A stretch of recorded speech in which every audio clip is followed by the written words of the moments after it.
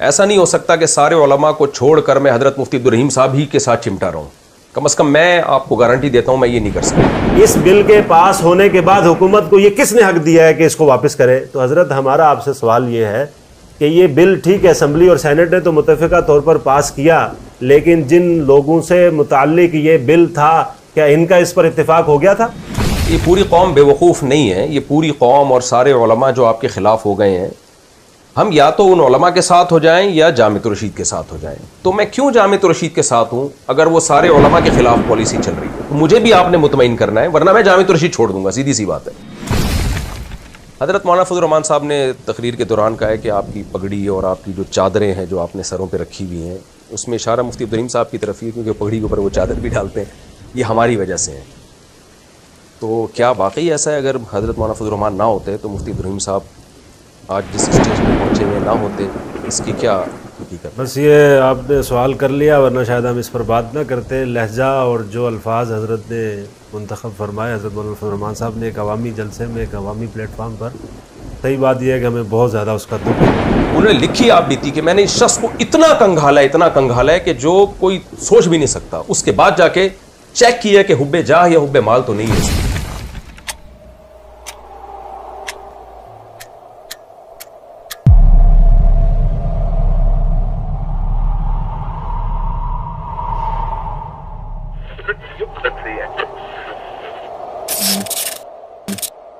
مفتی طارق مسعود pod cost. بسم اللہ الرحمن الرحیم نحمدہ ونصلی علی رسولہ الکریم. مجھے آپ لوگ جانتے ہیں، طارق مسعود میرا نام ہے. شادیاں، بچے پیدا کرو ٹھیک ہے، مقصد ہے قوم کو زنا سے بچاؤ، ٹھیک ہے نا، بیوہ عورتوں کا سہارا بنو. اس حوالے سے آپ مجھے جانتے ہیں. اور بھی بہت سارے کام میں کرتا ہوں. الحاد کے خلاف میرے بیانات ہیں، اور فیملی سسٹم کو مضبوط کرنا، یہ سب لوگ سنتے رہتے ہیں. مسائل کا میرا اپنا چینل ہے، اس پہ بھی آپ مسائل سنتے رہتے ہیں. آج جو میں ایک بالکل ہی منفرد انداز کی پوڈ کاسٹ کر رہا ہوں، ابھی جو حالیہ ایک چل رہا ہے، حضرت مولانا فضل الرحمان صاحب دامت برکاتہم العالیہ، انہوں نے جو ابھی تقریر کی ہے، اور جامعۃ الرشید کے حوالے سے کچھ الزامات لگ رہے ہیں، پبلک کی طرف سے بھی آ رہے ہیں، علماء کی طرف سے بھی آ رہے ہیں کہ جامعۃ الرشید ہمیشہ ایک الگ ہی پالیسی پہ چل رہا ہوتا ہے، علماء کے اتحاد کا حصہ کیوں نہیں بنتا، جس کی وجہ سے جامعۃ الرشید کو درباری ملا، اسٹیبلشمنٹ کے لوگ، یہ سب کچھ کہا جا رہا ہے، اور آپ کے سامنے ہے میڈیا پہ جو کچھ ہو رہا ہے.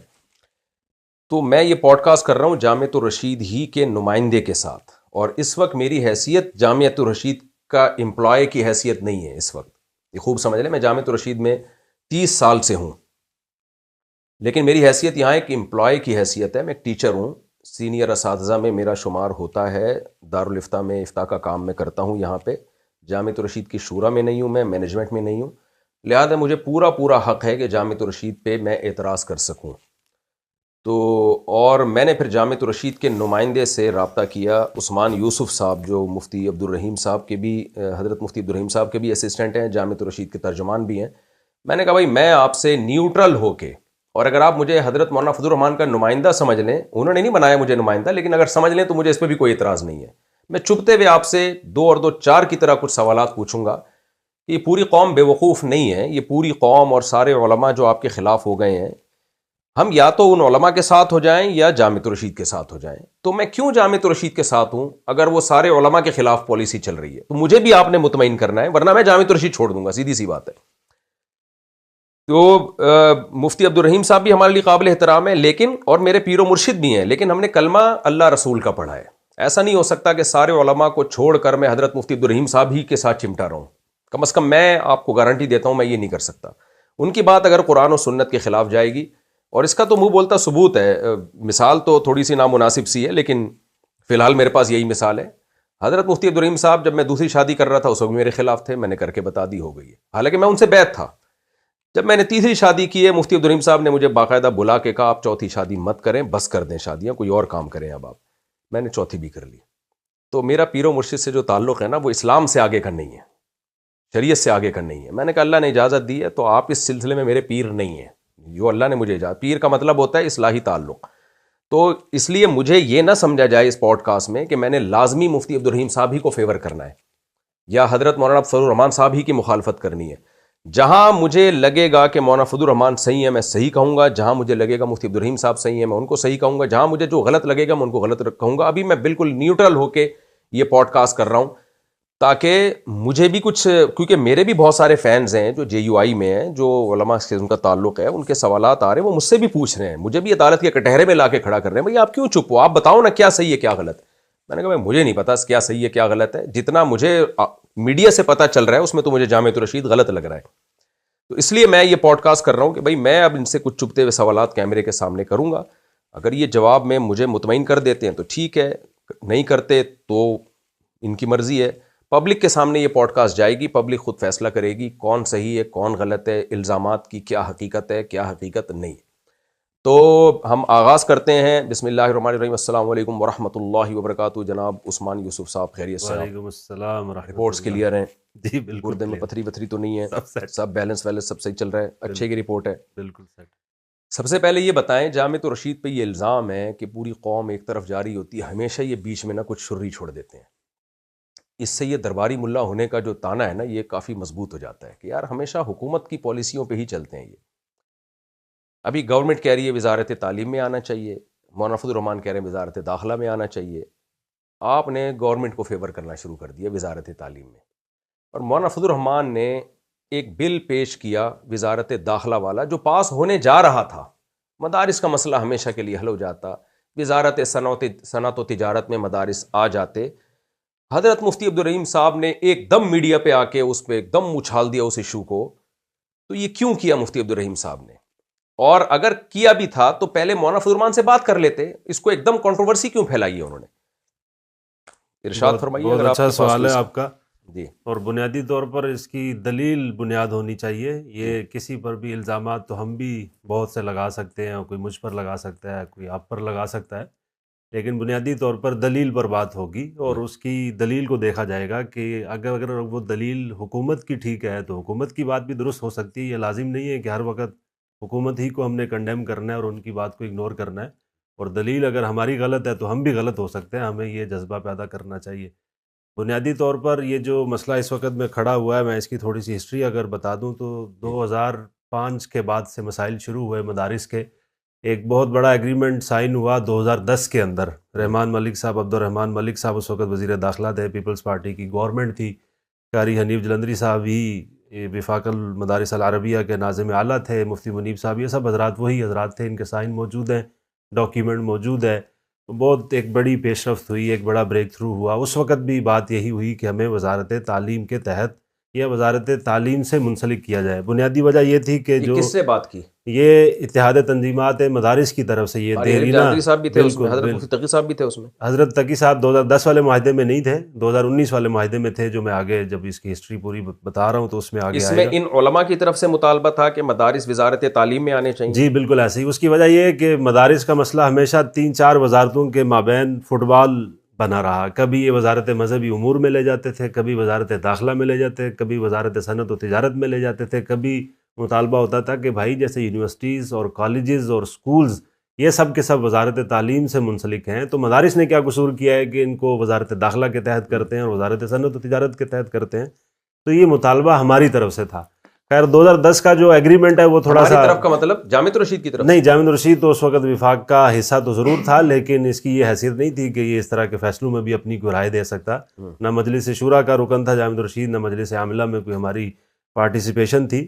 یہ معاملہ چلتے چلتے چلتے ڈیڈ لاک برقرار رہا. مدارس کی رجسٹریشن پہ ایشو رہے, اس کی حیثیت طے ہونے میں بھی ایشو رہے, اور کس وزارت کے انڈر اس کو ڈیل کیا جائے یہ بھی ایک بنیادی طور پر ایشو رہا.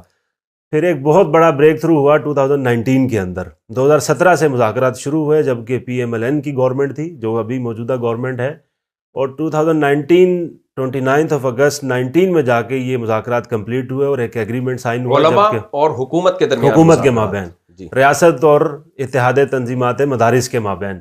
جب یہ معاہدہ سائن ہوا اس وقت شفقت محمود صاحب وزیر تعلیم تھے, خان صاحب کی گورنمنٹ تھی, 2019 کی بات ہے.